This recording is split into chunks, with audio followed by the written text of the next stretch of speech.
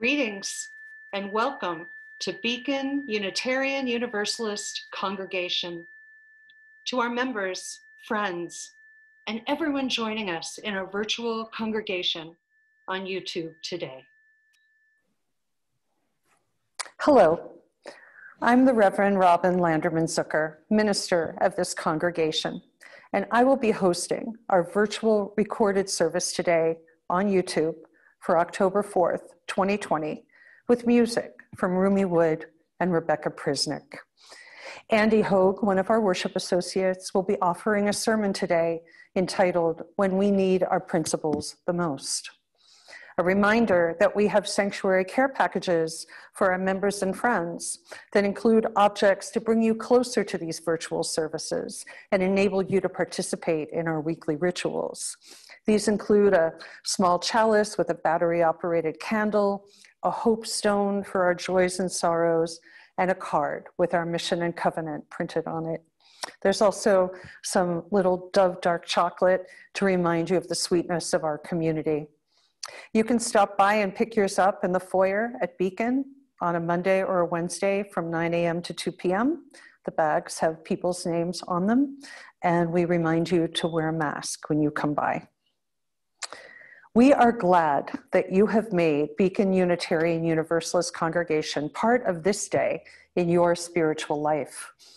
Our congregation is spiritually open and intentionally inclusive. Whoever you love, whoever you are always welcome here. Our members and friends bring many interests, theologies, and viewpoints to our door, and here we trust you will find a common desire for meaningful community and spiritual growth, and for relevant religious exploration in a framework with very flexible borders. You can sign up for our e-news at our website, beaconuu.com, and see how we continue these efforts of exploration and fellowship, even in this virtual mode that we're all in right now with the coronavirus. Membership in this congregation is open to anyone who chooses to walk with us in the spirit of love, the search for truth, and the pursuit of justice. As I light the chalice, the symbol of our free faith, I invite you to light your own chalice or candle at home and join together in reciting the unison words you will see on your screen.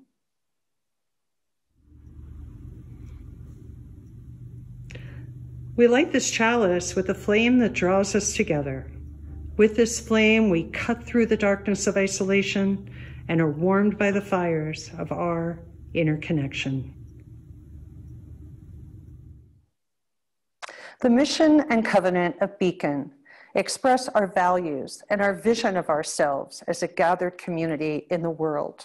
Please join me in saying the mission and covenant. You will see the words on your screen.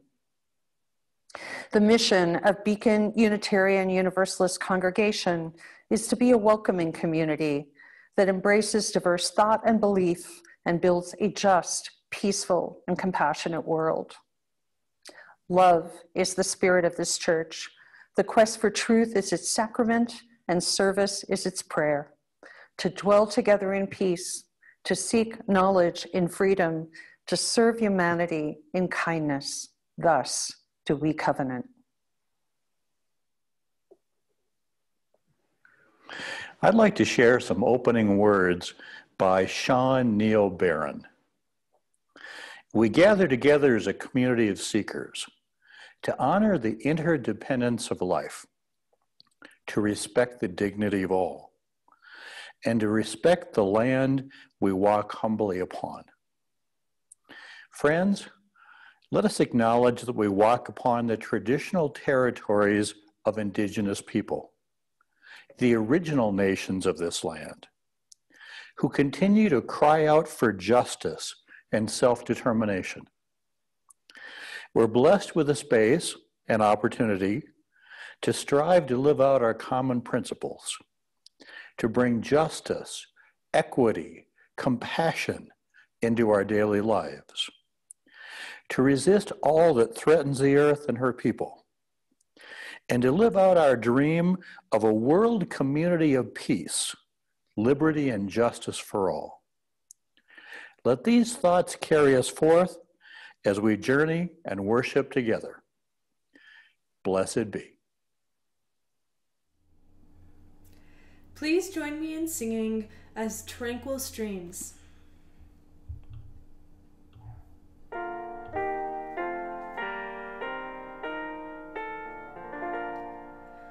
As tranquil streams that meet and merge and flow as one to seek the sea, our kindred hearts and minds unite to build a church that shall be free, free from the bonds that bind the mind to narrow thoughts and lifeless greed, free from a social code that fails to serve the cause of human need, a freedom that reveres the past but trusts the dawning future more, and bids the soul in search of truth adventure boldly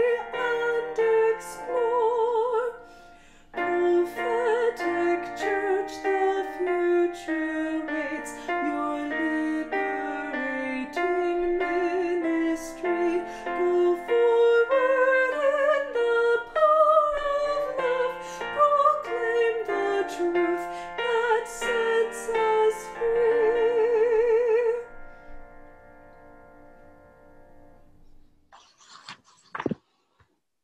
As I see it, although our principles appear most often as statements, they can be creatively recast as the questions we hold before us as we go about our daily rounds.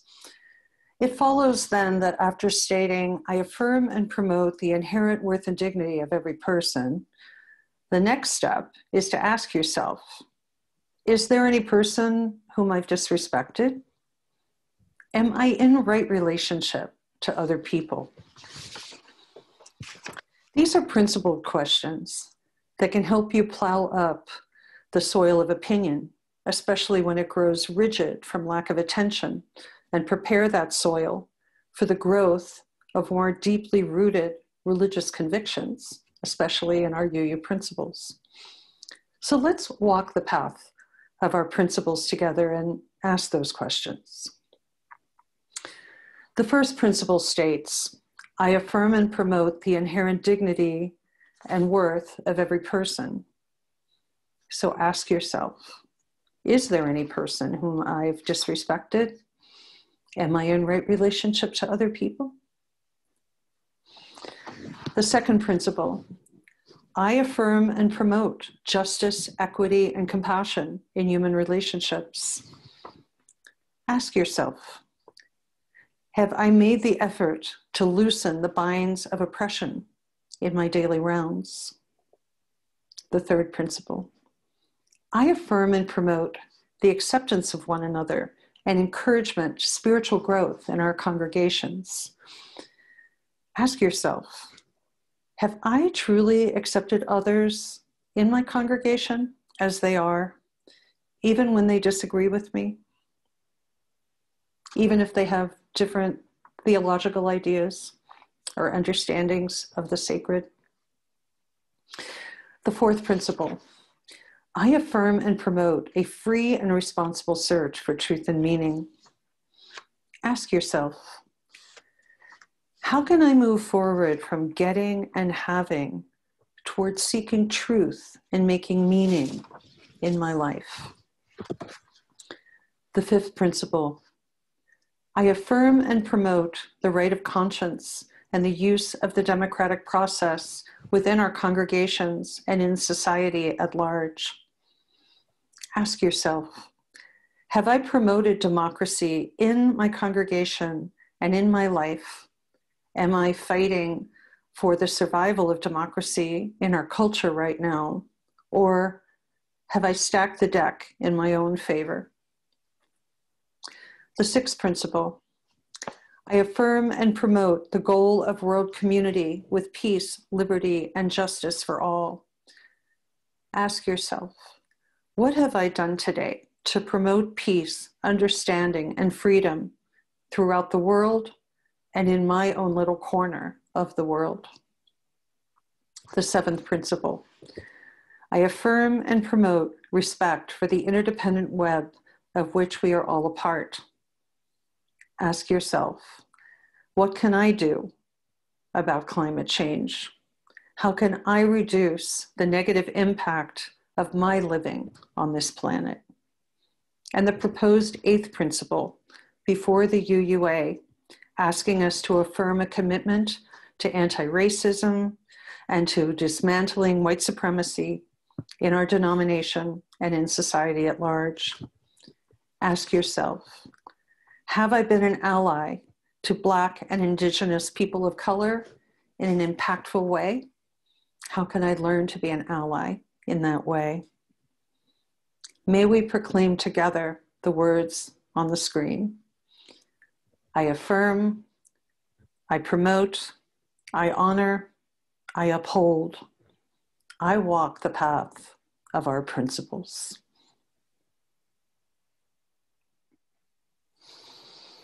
Now is the time in our service when congregants are invited to share personal joy or sorrow in the supportive fellowship of this community. And each week we drop a stone into this water, and this is water from our water communion a few weeks ago. And the symbolism is that, like a stone in the water, creating ripples, what affects one of us affects all of us. And that has never been more true than now, as we share this sort of ongoing effects of being limited by the coronavirus, the pressure of the election, and all the ways in which life, climate change, politics, and a pandemic are affecting us all. In every single way, what affects one of us is affecting all of us throughout the planet. So that's for everyone. Every week, in spite of all those things, babies are born, people die, they get jobs, they lose jobs, their relationships grow or their relationships falter.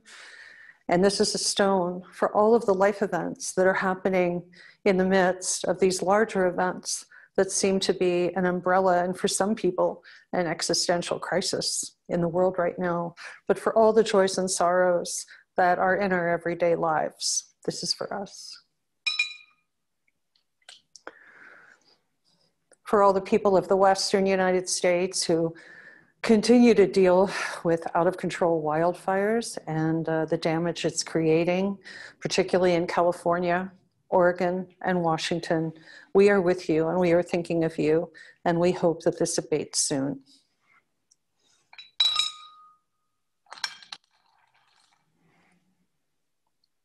For all of the parents, all of the carers, everyone who is trying to keep children within an educational system engaged and healthy, our hearts and our thoughts go out to you. This stone is for you.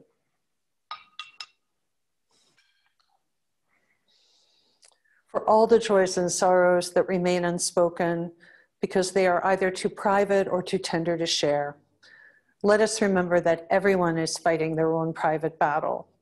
We know not what it is, but because we're human, we know it to be true. So let us be kind, compassionate, flexible, and forgiving with one another.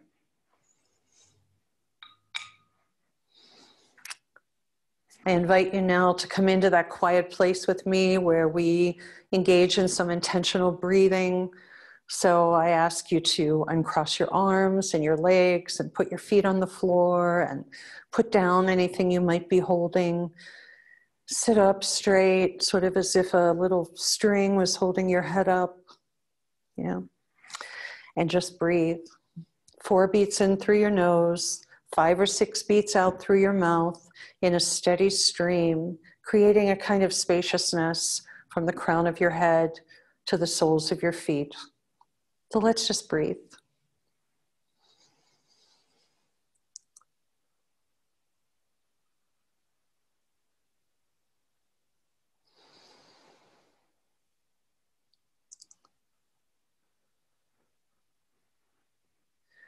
Notice where the breath opens you up physically. Drop your shoulders. See if you can expand your heart space and breathe.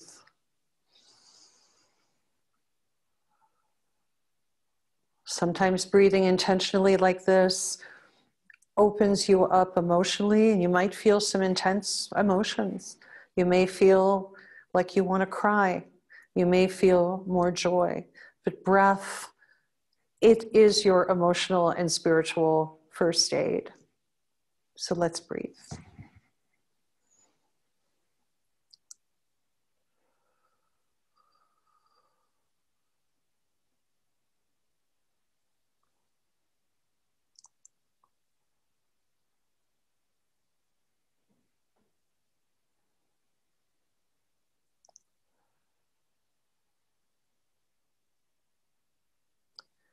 You've often heard me say, stop and feel, breathe and allow.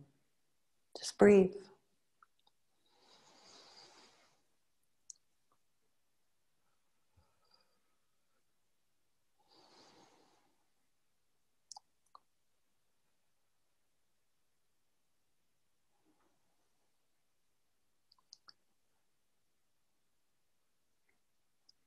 While you breathe, I offer these Beatitudes for justice builders, written by my colleague, Lindy Ramsden.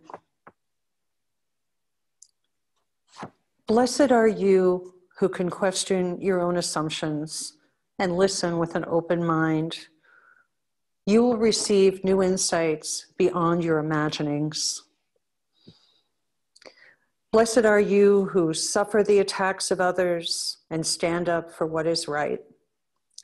You will not be alone, for your courage will inspire others to rise. Blessed are you who build friendships as well as justice. Even when you lose an issue, you will have strengthened the foundation of your community. Blessed are you who lead with enthusiasm and confidence, resisting the temptation to shame the apathetic or self-absorbed. You will inspire curiosity and hope in others. Blessed are you who ask for help in your role as leaders. You will find teachers at every turn, and your work will remain interesting and alive. Blessed are you who, when wrongly attacked, find safe outlets for your righteous rage. Your mind will be clear, your decisions strategic, and your progress will not be derailed by the backlash of the fearful. Blessed are you who do not demonize your opponents. Your eyes and your hearts will be opened. Blessed are you who sing and dance. You will find energy and joy to lift you on your journey. Blessed are you who study the rhythms of history. You will have the knowledge to shape the future.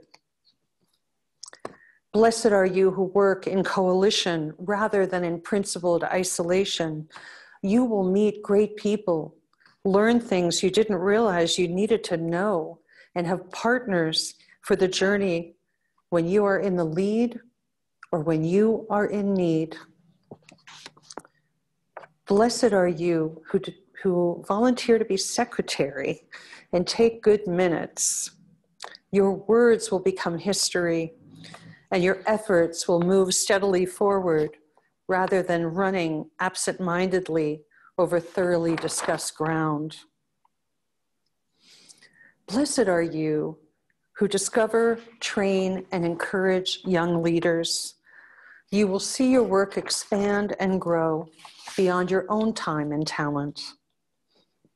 Blessed are you who are willing to change your mind. You are still alive. Blessed are you who will not let the perfect be the enemy of the good. You will see real progress in your lifetime. Blessed are you with an active spiritual life. You will find comfort and perspective in times of loss and betrayal, and will rise without cynicism to meet the challenges of a new day. Blessed are you who live from a place of gratitude and abundance, for you will know the meaning of life. Blessed art you. Blessed art we. Let us be silent together.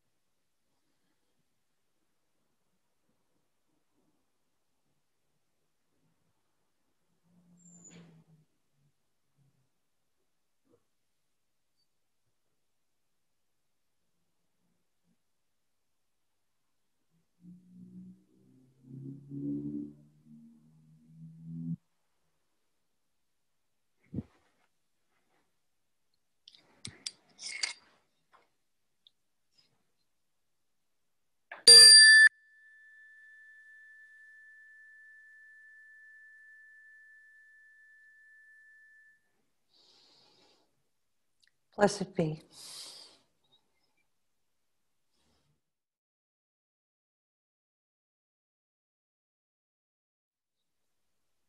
Our musical interlude today, Save the Country, was written by the incomparable Laura Nyro in 1968 and quickly became a social justice and anti-war anthem.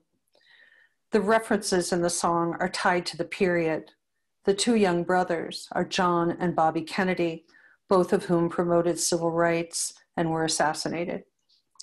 The king at the river is the Reverend Martin Luther King Jr., who lost his life to an assassin's bullet in his crusade for racial justice.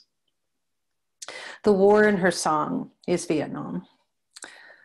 Yet the song resonates as strongly today in 2020 as we face the dire circumstances before us as a planet and as a country. Today, we're focusing on how our UU principles can guide us. Please register to vote and learn how to vote in your location so that your vote is counted, and vote the values that underpin our UU principles. Consider how collectively we can, in the words of Laura Nyro, ride that dove, build a dream with love, and make it to the glory goal, to save the children and save the country now.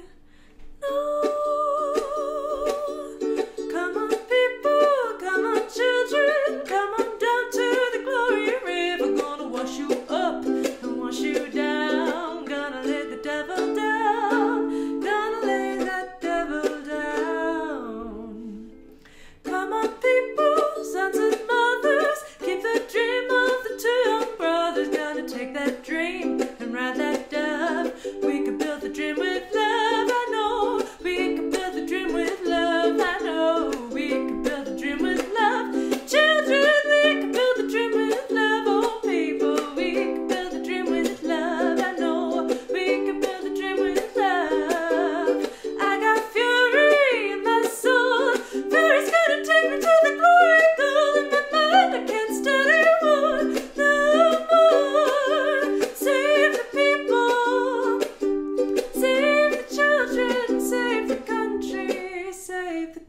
tree.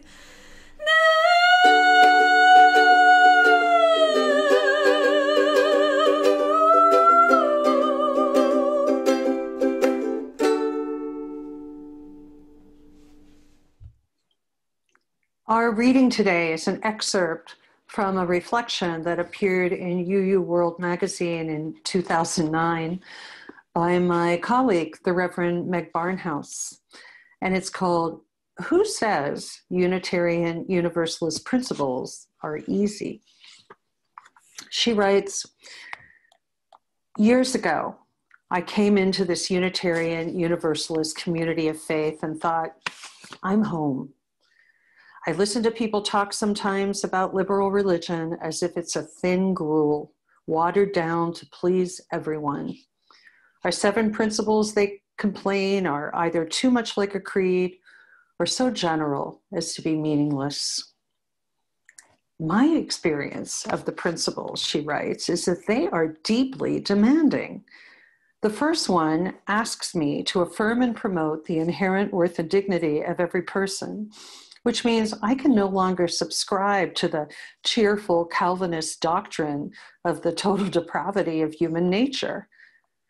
It sounds grim, but really, if you are in fact starting from a totally depraved nature, the opportunities for self-congratulation abound. Hey, I didn't knock over a 7-Eleven this afternoon, even though money's kind of tight. I'm doing pretty well. Now, I have to struggle with the worth and dignity of people who do unspeakably awful things, whereas the doctrine of total depravity made that one a no-brainer. I'm supposed to value the democratic process, hearing the voice of everyone equally, allowing everyone to have a say. The UU principles are demanding enough to make me whine." For those of you who think that it's a thin gruel, I have a suggestion. Let's stick something on the end of every principle that will stop people from smiling and nodding comfortably as they read. Instead of in the bathroom or between the sheets, how about attaching beginning in our homes and congregations? Then we'd be faced with affirming things like the goal of peace, liberty, and justice for all, beginning in our homes and congregations. Everyone who has raised children knows that peace is often at odds with liberty and that justice demands a disturbance of the peace. To put those 3 things together in one principle is outrageous and lovely. It's easier to think about working towards them in a global context than in the context of Cheerios and pajamas, car keys, and cleaning up one's bedroom. Lao Tse, quoted in the back of our hymn book, says peace in the world begins with peace in the home, which begins with peace in the heart. If it starts with my own heart, the demands of our principles get even heavier. Peace and compassion in my heart, justice too, freedom as well in my heart, affirming the worth of every person all the time, not with my words and my behavior, but in my secret heart. Then, if we can add in the heart to the principles, it goes even deeper. For me, the heart of the liberal faith is to be connected to something greater than yourself, to wallow in the spirit of life, love, and truth, to have fair trade coffee and important conversations, to stand for love and to stand against quibbling and complaining, to move toward being in right relationship with ourselves, one another, and the planet. For me, she writes, this faith isn't thin gruel. It's not even a rich and hearty gruel. It's walnuts and bananas, pancakes, mangoes, arugula, ginger, and avocado. The feast is prepared with effort, enjoyment, persistence, and commitment and a little whining. But dig in.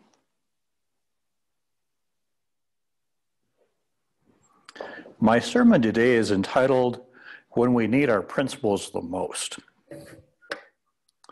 The national elections are only 4 weeks away. If you watched the first presidential debate last Tuesday, you observed 2 candidates repeatedly insult each other. It bore a close resemblance to World Wrestling Entertainment matches on television. The debate was a series of choreographed smackdowns. The political craziness is probably going to escalate during this next month. Republicans and Democrats have already set the scene to claim that the other side unfairly stole the election. We may not even know who the president is until next December. The implicit message in both Republican and Democratic national conventions was that electing the other candidate will be catastrophic. America will be turned over to dark forces if you don't vote for their candidate. Both sides say the soul of America is at stake. It's very important that you vote for the candidates of your choice.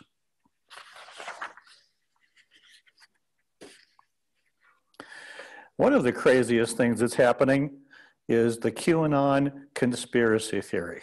You may have heard that.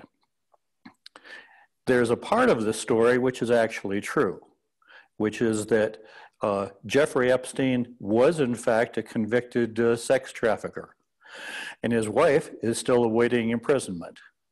He died in prison. The conspiracy part of the story is the belief that anybody who was associated with him in any way was part of a sex trafficking operation. In one version of the conspiracy theory, Hillary Clinton was supposed to be operating a sex trafficking operation out of a pizza restaurant in Washington, D.C. When the police went to investigate it, they discovered the pizza restaurant doesn't even have a basement. And the latest version of the QAnon conspiracy theory is that Barack Obama, Hillary Clinton, Tom Hanks, and others are actually pedophiles who harvest the organs of the children they abduct. In another version of the story, they drink the blood of the children that they capture to stay young. Vampires? Really? In a recent national poll, 53% of Republican voters believe that the QAnon theory, the conspiracy theory, is either true or partially true.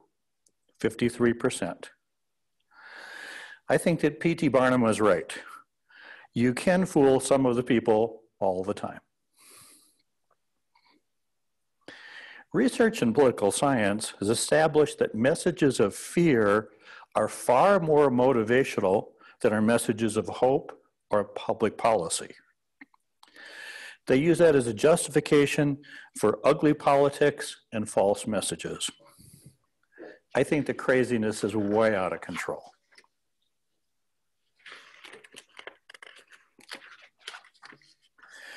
Politicians actually know quite a lot about voting patterns. For example, most people vote the way their parents voted. We essentially get imprinted into one party or another, and most people stay with that affiliation. Politicians also know that college students have about a 50% turnout in most presidential elections, only 50%. Students may talk a lot about social justice issues, but they tend not to vote on election days. The real swing votes in most elections are independents who aren't aligned with either political party. Independents are approximately 30% of the electorate. Politicians know who they should court, who they feel like they can ignore. Presidential elections are usually decided by about 10 swing states in the Electoral College system. This election, Arizona is actually one of those states. Arizona is considered a purple state, So it's not Republican red or Democrat blue, it's a blend. It's a purple state. Now, as we know, Northern Arizonans of both political parties have a strong tradition of personal freedom and independent thinking. That's us. In the last election, Coconino County was the only county in Arizona to vote in favor of legalization of marijuana. Arizona may elect the next president of the United States. In the midst of all this political craziness, we're still dealing with the coronavirus and economic recession. As most of you know, I work as a psychologist, and in this last couple of weeks, I've seen more and more people who are wearing down. The idea that we're still going to have the coronavirus for probably another year, people are using up their resilience. They're getting tired of trying to raise their kids and be elementary school teachers. They're tired of a recession.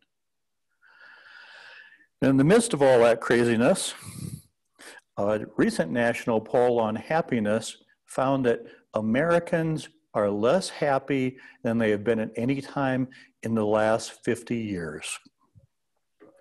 These are difficult times for all of us with some ugly politics. But it's always during hard times that character is revealed. Character is who you are when no one else is watching. When things are difficult, some people give in to fear and become white nationalists. Others give in to hate and become rioters and looters. I think that violence by either the right or the left should be unacceptable. This election will reveal the true character of America. So what can you personally do during these times to stay emotionally balanced? How can you express the higher aspects of your own character? I think that's where the 7 principles of Unitarian Universalism come into play.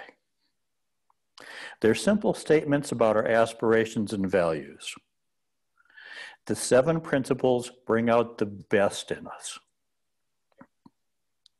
Unitarian Universalists affirm the inherent worth and dignity of every person, justice, equity, and compassion in human relations, acceptance of one another, and encouragement to spiritual growth in congregations, a free and responsible search for truth and meaning, the right of conscience, and the use of our democratic process within our congregations and in society at large.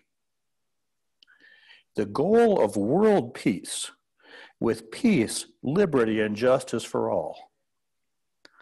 And the 7th principle, respect for the interdependent web of existence of which we are a part. The UUA is currently considering adopting an 8th principle. It would affirm our commitment to anti-racism within the denomination and in society at large.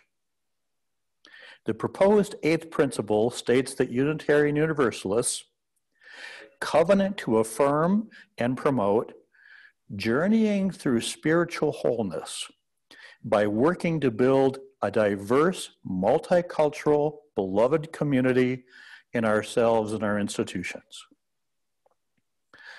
At the heart of the Black Lives Matter movement is a commitment to dismantle racism in America, a commitment to end racial oppression and inequality should become our 8th principle. Doug Mutter wrote an article in the UU World magazine entitled, "I Don't Believe in the 7 Principles," because he doesn't consider the 7 principles as beliefs. He sees them as visions. They're visions of what the world can become. We need to embrace and live them to turn those visions into realities. I'd like to talk about the 7 UU principles and how they apply to the upcoming national elections. The first principle, about the inherent worth and dignity of every person, addresses the issues of diversity, inclusion, and acceptance. It recognizes that we live in a multiracial society in which everyone deserves respect. It affirms the rights of gay, bisexual, and transgender people. Donald Trump recently declared that educational institutions receiving federal funding cannot teach minority studies or talk about white privilege. That federal policy is a direct violation of our first principle. We're not just reacting against a political maneuver intended to energize its political base. We stand for something. As Unitarian Universalists, we stand for the worth and dignity of every person.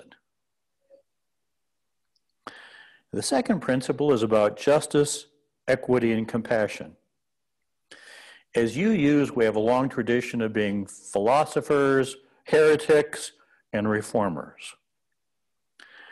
The second principle recognizes that we live in a world of social, racial, and economic inequality. As Unitarian Universalists, we challenge the forces of greed and oppression.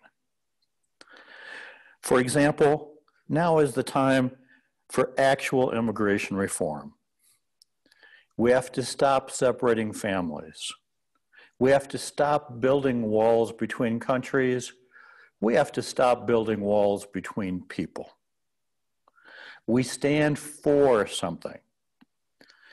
We believe that one of the best ways to create peace is to promote social justice. The third principle encourages us to seek psychological and spiritual growth. The fourth principle affirms our right to a free and responsible search for truth and meaning. In the current political craziness, it takes a lot of searching to find the truth.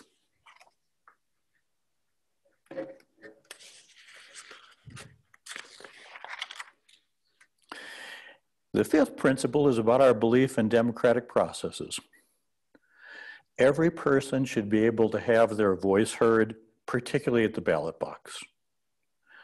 Mail-in voting has become a hot issue in this political election. Republicans claim that mail-in voting is going to produce fraud, even though the research on voting does not support that conclusion. Democrats believe that mail-in voting during the pandemic will increase the turnout of Democratic voters. So they're encouraging everyone to get a mail-in ballot. I personally voted by mail in Arizona for years. It's a very bizarre election when the operating of the usually very boring U.S. Postal Service becomes a politically charged issue.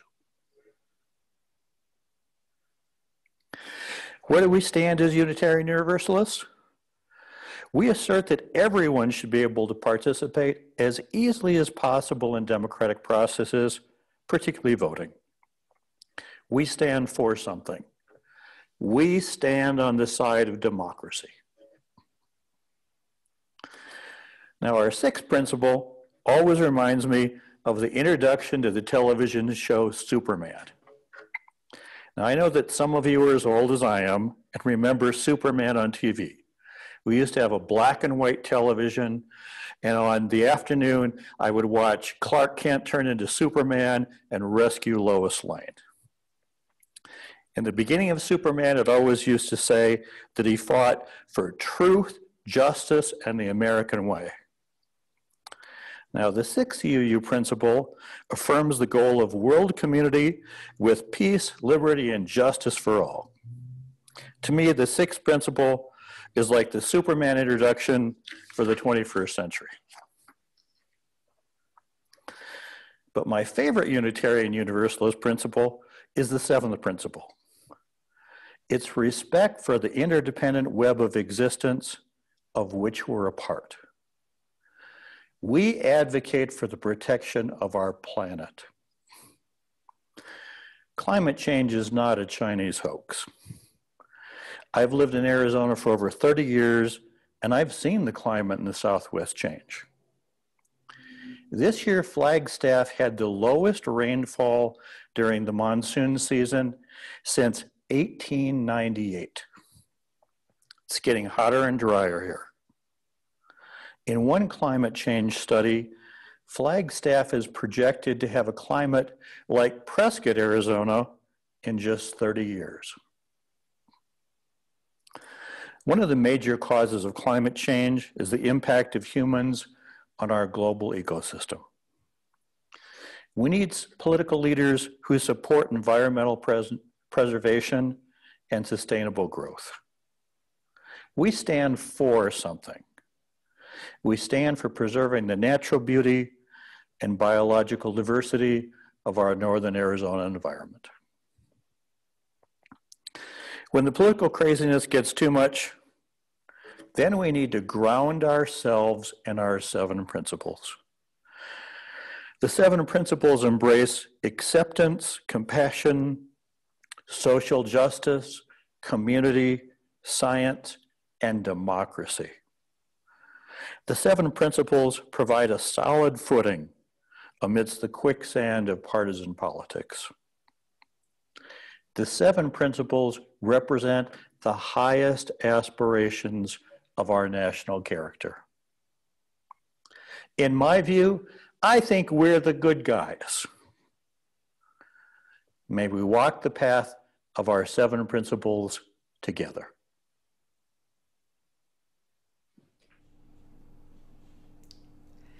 Please join me in singing Sing Out Praises for the Journey.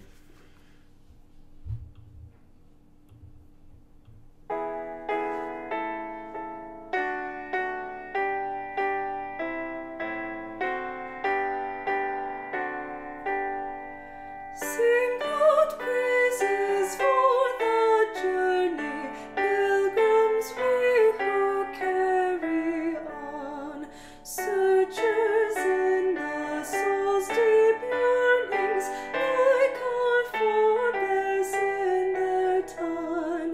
We seek out the Spirit's wholeness in the endless human quest. Look inside your souls, the kindling of the hearth that pilgrims knew. Find the Spirit always restless, find it in each heart and mind. Touch and hold that ancient yearning, kindling for a newfound truth. Stand we now upon the threshold, facing futures yet unknown. Earth behind us, wayside hostel, built by those who knew wild roads. Guard we ere their sacred embers carried in our minds and hearts.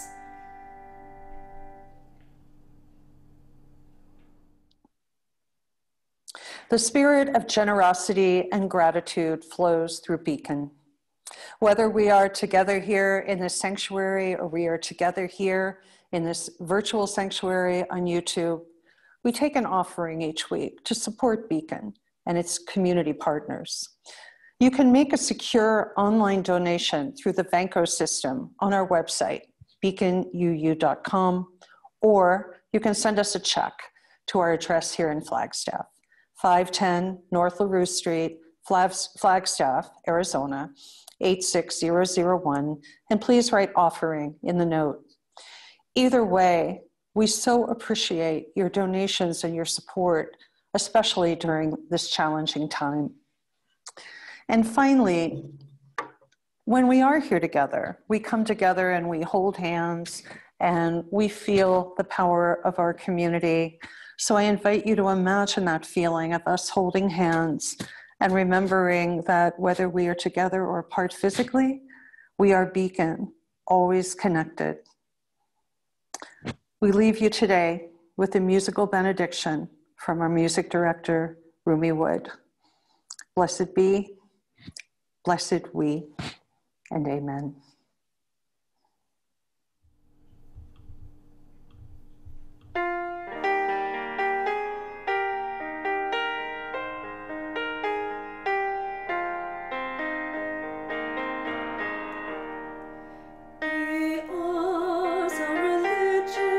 Like sunshine goes everywhere, its temple, all space, its shrine, a good heart, its creed, all truth, its ritual works of love. Be ours a religion which like sunshine goes everywhere, its temple, all space, its shrine, the good heart, its creed, all truth, its ritual works of love. Be ours a religion which like sunshine goes everywhere,